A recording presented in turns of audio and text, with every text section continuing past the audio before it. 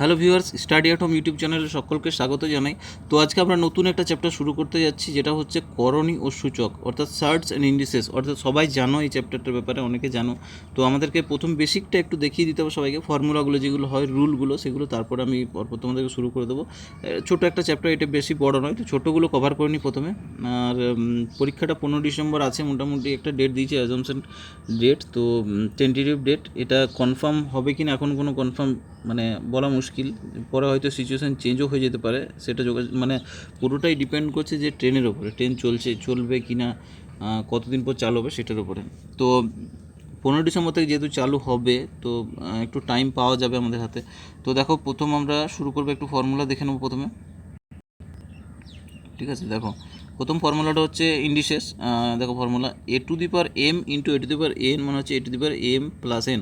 অর্থাৎ আমরা যে এই যে এ দেখলাম, এ যেটাকে বলছি আমরা এ টু দি পাওয়ার এম আছে, এইটাকে আমরা বেস বলছি এ, আর এমটাকে বলছি পাওয়ার। ঠিক আছে, আমাদেরকে টার্মগুলো জানতে হবে যে কোনটা কী জিনিস। এটা হচ্ছে আমাদের বেস আর এমটা হচ্ছে পাওয়ার। অর্থাৎ দুটোর ক্ষেত্রে যদি দুটো গুণ আকারে থাকে, দুটোর ক্ষেত্রে যদি বেসগুলো সমান হয়, তাদের যদি ঠিক আছে বেসগুলো যদি সমান হয় আর গুণ আকারে যদি থাকে, তাহলে আমাদের কিন্তু পাওয়ারগুলো যোগ হয়ে যায়, এটাই নিয়ম। ঠিক আছে, যদি বেসগুলো সমান হয় আর গুণ আকারে থাকে, তাহলে কিন্তু যোগ হয়ে যায় পাওয়ারগুলো। যেমন টু টু দি পাওয়ার, ধরো টু এর স্কোয়ার আছে, ইন্টু আছে টু এর কিউব আছে। তো দেখো আমাদের এখানে কিন্তু বেসগুলো সমান আছে, বেসগুলো দেখতে পাচ্ছ যে বেস সমান আছে, তাহলে বেসগুলো সমান আছে মানে আমাদের পাওয়ারগুলো যোগ হয়ে যাবে। তাহলে টু টু দি পাওয়ার 2 + 3 হয়ে যাবে। তাহলে 2 + 3 মানে হচ্ছে two to the power 5, two to the power 5 মানে হচ্ছে 32। এভাবে করতে হবে। ঠিক আছে, দেখো এইভাবেই করতে হয়। এগুলো নিয়ম হচ্ছে কি, যখনই বেসগুলো সমান হয় তখন পাওয়ারগুলো কিন্তু যদি গুণ আকারে থাকে, তাহলে পাওয়ারগুলো কিন্তু যোগ হয়ে যায়। নেক্সট রুল দেখো, নেক্সট বলছে যদি বেসগুলো সমান হয়, যদি ভাগ থাকে, তাহলে পাওয়ারগুলো কিন্তু বিয়োগ হয়ে যায়।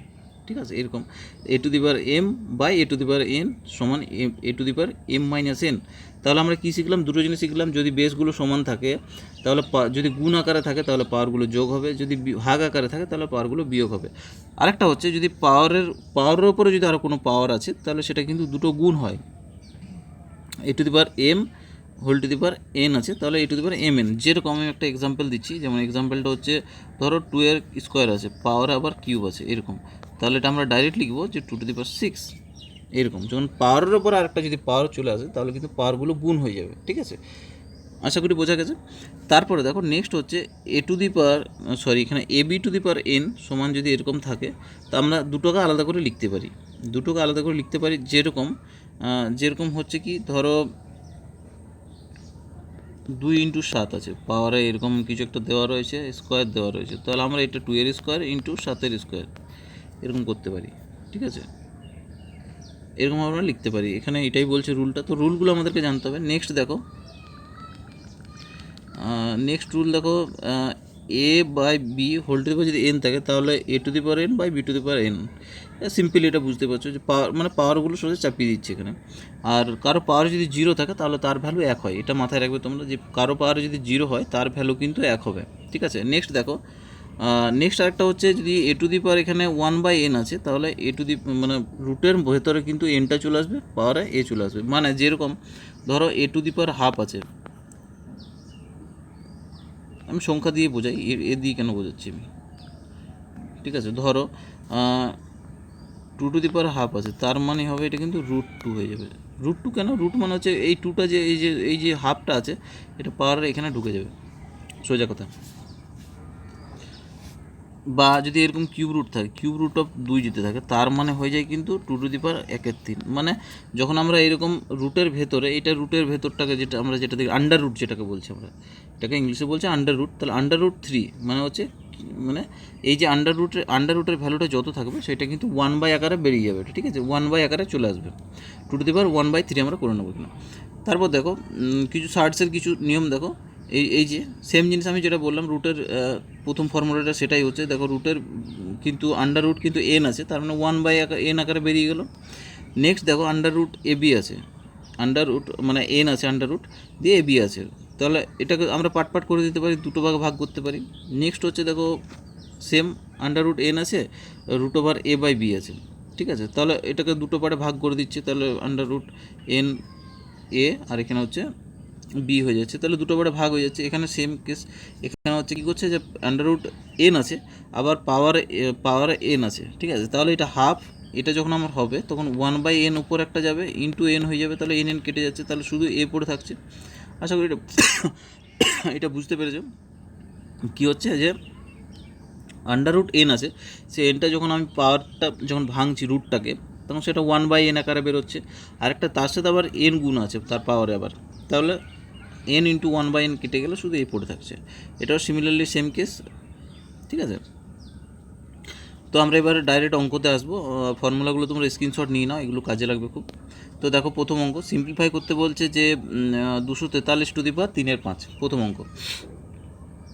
তো দেখো এইটা 243 এরকম যখন থাকবে তখন আমাদেরকে কিন্তু মানে এই যে সংখ্যাগুলো দেওয়া থাকে, ঠিক আছে, একটা জিনিস আমাদেরকে মাথায় রাখতে হবে সবসময়, এই মানে একটা টোটকা আমি বলে দিচ্ছি আজকে সবাইকে, যেটা টোটকাটা হচ্ছে যে এই যে মানে পাওয়ারে যেটা সংখ্যাটা দেওয়া থাকবে, পাওয়ারে যে সংখ্যাটা মাথায় রাখবে, পাওয়ারে যে সংখ্যাটা আছে নিচে যেটা থাকবে সবসময় নিচে যেটা সংখ্যা আছে, এখানে যেমন সংখ্যাটা রয়েছে কি পাওয়ারে যেটা রয়েছে তার নিচে কিন্তু 3/5 যেটা আছে, মানে নিচের সংখ্যাটা হচ্ছে 5 আমার। তাহলে এই সংখ্যাটা এমন একটা সংখ্যা দিয়ে ভাঙবো যার পাওয়ার কিন্তু 5 হবে। বোঝাতে পারলাম? মানে এই যে 243 সংখ্যাটাকে যদি আমরা ভাঙি, এমন একটা সংখ্যা আসবে যেটা হচ্ছে মানে ওই যে সংখ্যাটার পাওয়ারে 5 করলে তবেই ওই 243 আসে। তাহলে এই 5টা যেটা আছে সেটা কিন্তু কেটে যাবে।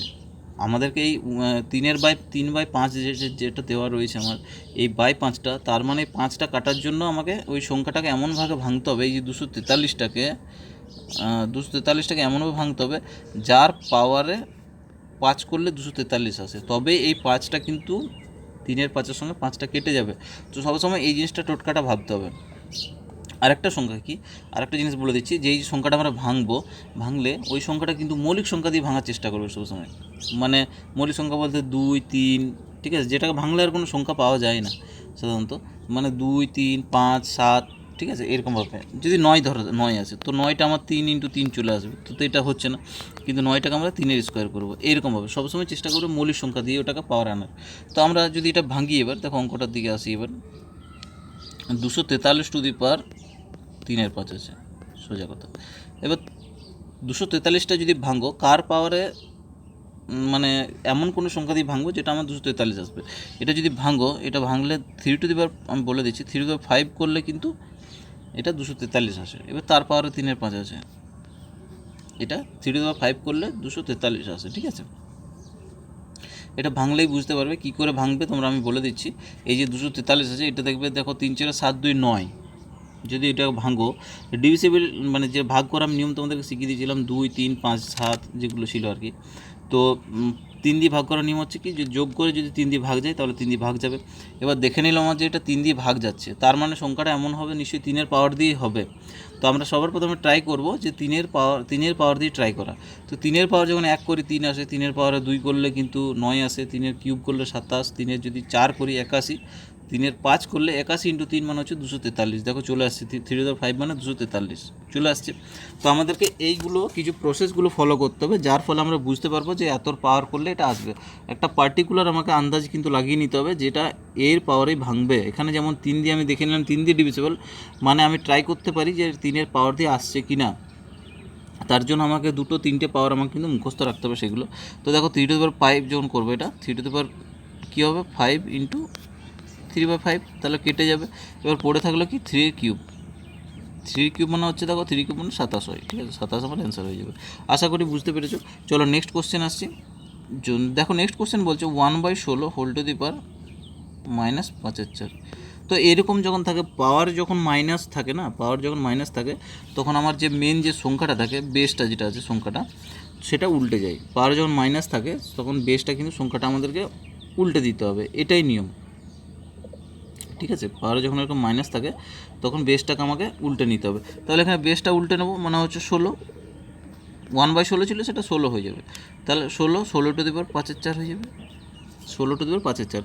এটাই নিয়ম যে পাওয়ারে মাইনাস থাকলে কিন্তু সংখ্যা বেসটাকে কিন্তু আমাকে উল্টে দিতে হবে। তাহলে এবার দেখো 16 মানে হচ্ছে কার পাওয়ারে, এই 16টাকে এমন একটা ভাঙতে হবে যার পাওয়ারে কিন্তু 4 আসবে, তবেই সেটা 16। তাহলে আমরা জানি যে 2 টু দি পাওয়ার 4 মানে 16, এটার 2-এর পাওয়ারটা সবাই জানো। দুইয়ের কিউব 8, দুইয়ের পাওয়ারে 4 হলে 16 হয়, ইন্টু 5-এর 4। তো সবসময় দেখবে যেমন এই পাওয়ারে যেটা 1/, যেটা আছে না সেটা কিন্তু কেটে যাবে, সেরকম পাওয়ারে ভাঙতে হবে সংখ্যাটাকে তোমাকে। তাহলে দেখো এখানে কেটে যাচ্ছে, তাহলে 2^4 ইন্টু 5-এর 4, তাই তো 4 কেটে যাবে, তাহলে 2^5 পড়ে থাকবে। এবার 2^5 মানে হয় 32 হয়, এটা 2^4 মানে 16, তাহলে 2^5 মানে 32 হবে, তাহলে অ্যান্সার আমার 32 হবে। ঠিক আছে, নেক্সট দেখো সিমিলার অঙ্ক, এখানে 32^-1/5 আছে। তাহলে আমি কি বললাম যে মাইনাস যখন থাকে তখন সেটা কি করতে হয়, উল্টে দিতে হয় বেসটাকে। তাহলে এখানে কী হয়ে যাবে, 1/32 হয়ে যাবে, 32^1/5, তখন আর মাইনাসটা কিন্তু থাকবে না। ঠিক আছে, যখন উল্টে দেবো তখন কিন্তু মাইনাসটা থাকবে না। তাহলে এবার আমাকে এই যে সংখ্যাটা আছে 1/5, এই 1/5টা কাটার জন্য কি এমন একটা সংখ্যা দেবে এরা, এই সবসময় পাওয়ারটা ওইভাবেই দেয় যেমন কেটে যায়। তো 1/5 আছে, 5টা যখন আমাকে মানে এই যে 5 আমি দেখলাম মানে পাওয়ারে 1/5 আছে, সেই এমন একটা 32টাকে তাহলে এমন একটা সংখ্যাতে ভাঙতে হবে যেটা কিন্তু পাওয়ারে কিন্তু 5 আসবে, তাহলে 5টা কাটবে। তাহলে এখানে যখন আমি দেখলাম 32টা কত দ্বারা ডিভিজিবল, 2 দ্বারা। আমি তো বলেছিলাম সবসময় মৌলিক সংখ্যা দিয়ে ভাঙার চেষ্টা করবো, 2, 3, 5, 7। তো প্রথমে দেখলাম 2 দিয়ে এটা ভাগ যাচ্ছে, তো এবার 2^, দেখো 2^5 মানে 32 হয়ে যায়। এটা আর বলছি না, এটা আর নতুন করে শেখানোর কিছু নেই। 2^5 মানে 32, পাওয়ার টু দি পাওয়ার 1/5। তো 1/2টা যখন করবো, 5টা কিন্তু উপরে কেটে যাবে, 5 ইন্টু 1/5 হয়ে যাবে, তাই তো এই 5টা কিন্তু কেটে যাবে, তাহলে শুধু পড়ে থাকবে আমার হাফ। এটাই আমার অ্যান্সার হয়ে যাবে। ঠিক আছে, হাফ আমার পড়ে থাকবে। নেক্সট কোশ্চেন দেখো, বেসিক কোশ্চেন আছে আজকের, একদম খুব টাফ দিইনি আমি। তো প্রথম এখানে কোশ্চেনটা দেখো, 16^, বলেছে 1.75। এবার আমি বললাম কি যে সংখ্যাটাকে সবসময় ভাঙতে হবে কিসে না, আমাকে সবসময় দেখতে হবে সংখ্যাটা ছোটো মৌলিক সংখ্যা দিয়ে শুরু করতে হবে, 2, 3, 5, 7 এরকম দিয়ে। তো এখানে দেখো 16টা 2 দিয়ে ডিভিজিবল, মানে 2-এর পাওয়ারে আসবে, তাহলে 2^4 মানে 16 হয়, তারপর আবার 1.75। এবার আমি একটা রুল শিখিয়েছিলাম, যখন পাওয়ারে বলেছিলাম পাওয়ারের ওপর যখন আরেকটা কোনো পাওয়ার আছে তখন কিন্তু পাওয়ারগুলো গুণ হয়ে যায়। আমি রুলটা বললাম তোমাদেরকে প্রথম যখন ফর্মুলাগুলো দেখাই, মনে করার চেষ্টা করো। তার মানে এটা কিন্তু পাওয়ারগুলো তাহলে আমার গুণ হয়ে যাবে, তাহলে 2^, এখানে 4 ইন্টু 1.75, এটা যদি গুণ করো 1.75 4-এর সাথে, তাহলে কিন্তু এটা হয় আমার 7 হয়। ঠিক আছে, 2^7 আসবে, এটা গুণ করলে কিন্তু 7 চলে আসবে। তাহলে 2^7 মানে কত হয় সেটা আমাকে ক্যালকুলেশন করতে হবে। দেখো 2-এর স্কোয়ার 4 হয়, 2-এর কিউব করলে 8 হয়, 2-এর পাওয়ারে 4 করলে কত হবে, 32 হবে, আবার 5 করলে কত হবে, 64 হবে, আবার আবার আবার আবার যদি করো তাহলে কত হচ্ছে, 128 হয়ে যাচ্ছে। তাহলে 2 করে মানে গুণ হয়ে যাবে। ঠিক আছে, তাহলে এটা 128, মানে অপশন সি আমার অ্যান্সার হয়ে যাবে। ঠিক আছে, এভাবে হয় 2^5 32, 2^6 হচ্ছে 64, 2^7 128, মানে 2 করে গুণ হতেই থাকবে। ঠিক আছে, যেহেতু 2-এর পাওয়ারে চলছে তাহলে 2 করে গুণ হতেই থাকবে। আশা করি বোঝাতে পারলাম। চলো নেক্সট কোশ্চেন আসছি। কোশ্চেন দেখো যে √4n সমান 1024 হলে n-এর n সমান কত। তো এখানে যেটা ভাঙতে হবে সেটা কি, ভাঙতে হবে কি যে এখানে দুটোর কিন্তু বেসগুলো আমাকে সমান করতে হবে, দিয়ে তারপর পাওয়ারগুলো সমান করে দিতে হবে। বেস যদি সমান হয়ে যায় তাহলে পাওয়ারগুলো সমান হয়। যখন একটা ইকুয়েশন দেওয়া থাকে বেসগুলো সবসময় চেষ্টা করতে হবে সমান করার। এখানে বেসগুলো আমার সমান আছে কি, সমান নেই। তো দেখো এখানে আমাকে 1024 দেখে আমি একটা জিনিস বুঝতে পারছি, এখানে আমি বাঁ দিকটা একই রাখলাম। আমি 1024টা দেখে আমি একটা জিনিস চিনতে পারছি, যেটা 32-এর স্কোয়ার হয়, তাই তো 1024টা 32-এর স্কোয়ার হয়। সবাই একটা জিনিস মাথায় রাখবে যে স্কোয়ারগুলো কিন্তু কিছু কিছু মুখস্থ রাখতে হবে তোমাদেরকে। ঠিক আছে, তো 1024 মানে 32 স্কোয়ার হয়। এবার আমি বলেছিলাম যে এটাকে সবসময় মৌলিক সংখ্যাতে আনতে হবে, মৌলিক সংখ্যাতে আনার চেষ্টা করবে সবসময়। তাহলে মৌলিক সংখ্যাতে যদি আনতে চাই তাহলে 2-এর পাওয়ারে 32, মানে 2-এর পাওয়ারে কত হলে সেটা 32 হয়, 2-এর পাওয়ারে 5 হলে সেটা 32 হয়। তাহলে 2^5 করে নেবো আমি, এটাকে পাওয়ার টু দি স্কোয়ার করে নিলাম। তাহলে এটা কত হচ্ছে, তাহলে 2^10 হয়ে যাবে। যখন বললাম যে পাওয়ার ওপর যখন কোনো পাওয়ার থাকছে আরেকটা, তখন পাওয়ারগুলো মানে গুণ হয়ে যায়, তাহলে 2^10 হয়ে গেল। এবার ডান দিকটাতে আমার 2^, চলে এলো, তাহলে বাঁ দিকটাতে কিন্তু আমার 2^, নেই, আছে কি নেই। তাহলে আমি এটাকে লিখতে পারি যে 2^2n। 4টাকে আমরা 2-এর স্কোয়ার করতে পারি, তো 4টাকে আমি 2-এর স্কোয়ার করতে পারি, তাহলে 2^, কত হচ্ছে 2^2n হয়ে যাচ্ছে। 2-এর স্কোয়ার মানে 4 হয়, তাহলে যখন আমি 4টাকে আমি লিখবো 2-এর স্কোয়ার, তাহলে স্কোয়ারটা যখন আমি উপরে পাঠাচ্ছি তখন n-এর সাথে পাওয়ার সঙ্গে গুণ হয়ে যাবে, পাওয়ার সঙ্গে গুণ হচ্ছে ওই জন্য 2n করলাম, তাহলে এইদিকে সমান ডান দিকে হচ্ছে 210। এবার আমাকে রুট যদি উঠাতে চাই তাহলে আমার পাওয়ারে কী গুণ করতে হবে, হাফ গুণ করতে হবে। রুট ওঠানো মানে পাওয়ারে হাফ গুণ করা, তাহলে 2n ইন্টু হাফ সমান হচ্ছে 210। এবার হাফটার এখানে কেটে যাবে, তার 2n এর ভ্যালু কত হচ্ছে 210, 2n এর ভ্যালু হচ্ছে 210। এবার যেহেতু বেসগুলো সমান আছে, এখানে একটা ইকুয়েশন যখন দাঁড়ায় এরকম বেসগুলো যদি সমান থাকে তাহলে সবসময় পাওয়ারগুলো কিন্তু আমার সমান হয়। তাহলে এখানে পাওয়ার হচ্ছে n আর এদিকের পাওয়ার হচ্ছে 10, তাহলে n এর ভ্যালু 10 হয়ে যাবে। ঠিক আছে, তার মানে অপশন সি আমার রাইট অ্যান্সার হয়ে যাবে। আশা করি আমি বোঝাতে পারলাম। যদি না বুঝতে পেরেছো একটু পজ দিয়ে স্কিপ করে, মানে স্কিপ করো না, একটু পজ দিয়ে আবার চেষ্টা করে দেখো, বুঝে যাবে তোমরা। ঠিক আছে, নেক্সট দেখো, নেক্সট বলছে যে সেম কোশ্চেন, এখানে 2√2n সমান 64 হলে n এর ভ্যালু কত। তো সবসময় বললাম কি আমাকে মৌলিক সংখ্যার ঘাতে আনতে হবে, তাহলে বাঁ দিকটা আমি সেম রাখলাম, 2n আছে √ সমান হচ্ছে 64। দেখো 64 মানে কত হয়, 64 মানে হয় 8 স্কোয়ার হয়। তো সবসময় বড় একটা সংখ্যাতে আমি ভাঙলাম, আমি যেহেতু জানি না, আমি জানি কিন্তু তোমরা জানো না, আমি সেটা তোমাদের হয়ে বোঝানোর চেষ্টা করছি। যেহেতু আমি জানি না 64 মানে আমি জানি 8 স্কোয়ার, এবার আমাকে 2 এর পাওয়ার আনতে হবে। এবার দেখো পাওয়ার মানে যে হচ্ছে 8 মানে কত, 2 এর কিউব হয়, তাই তো, তাহলে 2 এর কিউব তার হোল স্কোয়ার করে দেবো। তাহলে এবার যখন বললাম যখন পাওয়ারের সঙ্গে পাওয়ার কোনো আবার উপরে পাওয়ার থাকে তখন পাওয়ারগুলো গুণ হয়ে যায়, তাহলে 2 এর পাওয়ারের 5 হয়ে যাচ্ছে। ঠিক আছে, তাহলে দেখো 64 মানে হচ্ছে 2^5। অনেক সময় মুখস্থ রাখতে পারো না তোমরা, সেই জন্যই আমি তোমাদেরকে এটা বুঝিয়ে দিলাম যে 8 স্কোয়ার করলাম, তারপর 8টাকে আবার ভেঙে দিলাম, পাওয়ারে গুণ করে দিলাম, তাহলে এটা 6 হয়ে গেল। তো গুণ করলে 6, 5 করছে আমার, তাহলে 6 হয়ে যাচ্ছে, তাহলে 2^6। এবার ডান দিকটা তো আমার এখানে কোনো রুট নেই, বাঁ দিকটা কিন্তু রুট আছে, আমাকে রুটটাকে ভাঙতে হবে। তাহলে রুটটা হাঁটানোর জন্য কি পাওয়ারে n গুণ করা, তাহলে 2n ইন্টু আবার n বলছি, আবার হাফ গুণ করবো, ভুলভাল বলে ফেলছি, তাহলে এটা হচ্ছে 2^6। তো দেখো এবার বেসগুলো যদি সমান আছে তাহলে পাওয়ারগুলো সমান হয়ে যাবে, তাহলে এখানে n/2 সমান হয়ে যাবে 6, তাহলে n এর ভ্যালু আমার কত হবে, n এর ভ্যালু হয়ে যাবে 12, তাই তো অপশান ডি আমার অ্যান্সার হয়ে যাবে। আশা করি বুঝাতে পারলাম। তো সবসময় চেষ্টা করতে হবে মৌলিক সংখ্যার ঘাতে আনার, তারপর দুটো ইকুয়েশন সমান করে দেওয়া, তারপর পাওয়ারগুলো সমান হয়ে যাবে। ঠিক আছে, বেসগুলো সমান করলে পাওয়ার সমান হয়ে যাবে। পরে কোশ্চেন দেখো, হ্যাঁ কোশ্চেন বলছে যে দেখো আন্ডার রুট এখানে 4 আছে, ঠিক আছে, 4th রুট দেওয়া রয়েছে, তার আবার 625 কিউব আছে। ঠিক আছে, তো আমরা একটা জিনিস জানি যে 625 মানে কার স্কোয়ার হয়, 625 মানে হয় 25-এর স্কোয়ার, তাই তো।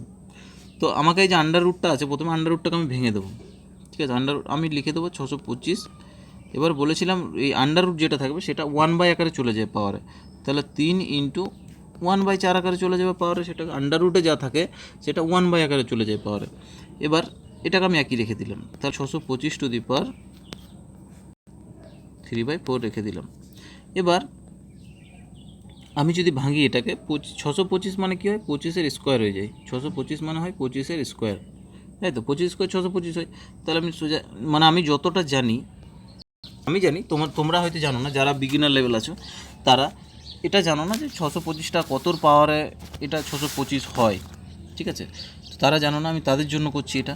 তাহলে আমি যেহেতু তোমাদের প্রথম ভাববে তোমরা 625 মানে 25 স্কোয়ার হয়, তাহলে 25-এর স্কোয়ার মানে 625, তাহলে ডাইরেক্ট তুমি 25-এর স্কোয়ার করো, এটা ইন্টু 3/4 করো, মানে যেহেতু জানো না, তাহলে এটা যদি কাটো এটা হচ্ছে কত, 2 হয়ে যাবে, তাই তো, 2 হয়ে গেল। এবার তার মানে আমার পড়ে থাকলো কি 25^3/2, 25^3/2 হচ্ছে। এবার আবার কিন্তু 2 আছে, এবার 25 মানে আমরা জানি তো 5-এর স্কোয়ার, 25 মানে আমরা জানি 5-এর স্কোয়ার, তাহলে 5^2 ইন্টু 3/2, তাই তো, পাওয়ারটা গুণ হয়ে যাবে, তাহলে আবার 2 কেটে গেল, তাহলে দেখো আমার 5-এর কিউব পড়ে থাকলো, 5-এর কিউব। এবার 5-এর কিউব মানে হচ্ছে 125, অ্যান্সার বেরিয়ে গেল। এভাবে আমরা পাট করে করব। যদি আমরা মানে একবারই ছোটো সংখ্যা ডাইরেক্ট বড়তে যদি ভাঙতে না পারি, সবসময় কী করবো, বড় সংখ্যা ভাঙবো, তারপর সেটাকে ভাঙবো, তাহলে তোমাদের যারা বিগিনার লেভেল তাদের জন্য কিন্তু সুবিধা হবে ভাঙতে। নাহলে 625 মানে 5-এর পাওয়ারে, বুঝতেই পারছি এটা 5-এর পাওয়ারে কিন্তু একবারই চলে আসে, কারণ 5-এর কিউব 125, 5-এর আবার 5 করলে 625, তাহলে 5^4 ডাইরেক্ট চলে আসতো। ঠিক আছে, কিন্তু তোমরা যেহেতু এটা মানে এক চান্সে ধরতে পারবে না, সেই জন্য আমি পাট করে ভেঙে দেখালাম। পরে কোশ্চেন দেখো, 27 টু দি পাওয়ার 5 এর 2, 9 টু দি পাওয়ার 3 এর 2, 3 এর 2 ভাজিত 3 টু দি পাওয়ার 7 সমান 3 টু দি পাওয়ার একটা আস্কিং মার্ক দিয়েছে 3 টু দি পাওয়ার কত হবে। তো যেহেতু ডান দিকটা আমাকে বার করতে হবে মানে সমান করে, তাহলে ডান দিকটা আমি এখন রেখে দিলাম, বাঁ দিকটা সলভ করব। তো 27 মানে কি হয়, 3 এর কিউব 27 হয়, তাহলে আমি ডাইরেক্ট 3 এর পাওয়ারে 3 ইন্টু 5 এর 2 করে দিলাম ইন্টু, এবার 9 মানে হচ্ছে 3 স্কোয়ার, তাহলে 3 টু দি পাওয়ার 2 ইন্টু 3 এর 2 করবো ভাজিত 3 টু দি পাওয়ার 7। তো দেখো এখানে যদি এটা কাটাকাটি যাচ্ছে, এখানে ভাগটা কাটাকাটি যাচ্ছে না, তাহলে 3 টু দি পাওয়ার 15/2 ইন্টু 3 এর কিউব ভাজিত 3 টু দি 7। এবার বলেছিলাম যখন মানে বেসগুলো যখন সমান থাকে, যদি ভাগ থাকে তাহলে বিয়োগ, যদি গুণ থাকে তাহলে যোগ, ভাগ থাকলে বিয়োগ, যোগ থাকলে গুণ থাকলে যোগ। তাহলে আমার এখানে ডাইরেক্ট আমি লিখতে পারি, এটা ডাইরেক্ট আমি লিখে দেবো যে 3 two the power 15/2 plus 3 minus 7, plus 3 minus 7, কারণ ভাগ আছে, ভাগ থাকলে বিয়োগ করে দেবো ডাইরেক্ট, আমি ডাইরেক্ট লিখে দেবো এটা, ঠিক আছে, আর কোনো ক্যালকুলেশন করবো না, ডাইরেক্ট লিখে দেবো। তো এটা যদি ক্যালকুলেশন করো, এটা ক্যালকুলেশন করলে আমার আসছে 3 টু দি পাওয়ার 7/2 আসবে, এটা দেখে নিও আর বলছি না, 7/2 আসবে। এবার ডান দিকে আমার 3 টু দি পাওয়ার জিজ্ঞেস চিহ্ন বলেছে, যেহেতু এবার বেসগুলো সমান হয়ে গেলো, তাহলে আমি ডাইরেক্ট লিখে দিতে পারি ভ্যালুটাই, জিজ্ঞেস চিহ্নের ভ্যালুটা আমি ডাইরেক্ট মানে 7/2 হয়ে যাবে এটা, ঠিক আছে, এটা আর করছি না, ক্যালকুলেশন ছোটো ক্যালকুলেশন আছে, ঠিক আছে, আশা করি বোঝাতে পেরেছি আমি। তোমরা একটু যদি অসুবিধা হয় তাহলে আবার রিপিট দেখো, ঠিক আছে। নেক্সট দেখো অঙ্ক, এটা আজকে লাস্ট করাবো। দেখো 256 two the power 0.16 R 16 two the পাওয়ার 18, 0.18। তো এই যেটা বলেছে দেখো এখানে 16 টু দি পাওয়ার আছে, এটা শুধু 256 আছে। তো প্রথম আমাকে যেহেতু সমান করতে হবে, তাহলে দেখো 256 মানে 16 স্কোয়ার হয়, তাহলে আমি প্রথমটাকে এইটা ঠিক করার চেষ্টা করবো, তো যে 16 স্কোয়ার করবো ইন্টু 0.16 করলাম, আবার ইন্টু 16 টু দি পাওয়ার 0.18 আছেই। তো এখানে 16 যখন আমি এটা করবো, তাহলে 16 টু দি পাওয়ার কত হবে, 16 দোকানে 32 হবে, তাহলে 0.32 ইন্টু 16 টু দি পাওয়ারে 0.18 হচ্ছে। তাহলে এবার দেখো বেসগুলো যেহেতু সমান আছে, তাহলে পাওয়ারগুলো কী হবে, আমার যোগ হয়ে যাবে, পাওয়ারগুলো যোগ হয়ে যাচ্ছে, তাহলে আমি ডাইরেক্ট 16 টু দি পাওয়ার লিখতে পারি। এটা হচ্ছে যদি পাওয়ারগুলো যোগ হয় 0.32 আর 0.18 যদি হয়, তাহলে যোগ করলে কিন্তু 0.50 আসে, 0.50 মানে 0.5। এবার 0.5 মানে কত হয়, 16 টু দি পাওয়ার 0.5 মানে হাফ, 0.5 মানে হাফ। এবার হাফ মানে কত হচ্ছে, দেখো এটা 16টাকে আমি 4 স্কোয়ার করতে পারি, তাহলে 4 two the power 2 into half তো ছিলই পাওয়ারে, তাহলে হাফ কেটে যাবে, তাহলে আমার অ্যান্সার পড়ে থাকবে শুধু 4 মানে অপশান এ। আশা করি বোঝাতে পারলাম, ঠিক আছে। তো এভাবে আমাদেরকে করতে হবে। আজকের ক্লাসটা এই পর্যন্তই, পরের ক্লাসে আরও ভালো ভালো অঙ্ক নিয়ে আসবো আমি তোমাদেরকে, আর বেসিকটা আজকে ক্লিয়ার করার চেষ্টা করলাম, ঠিক আছে। কোনো অসুবিধা হলে তোমরা অবশ্যই কমেন্ট করে জানাবে, আর পুরো ভিডিওটা দেখার জন্য অসংখ্য ধন্যবাদ সবাইকে।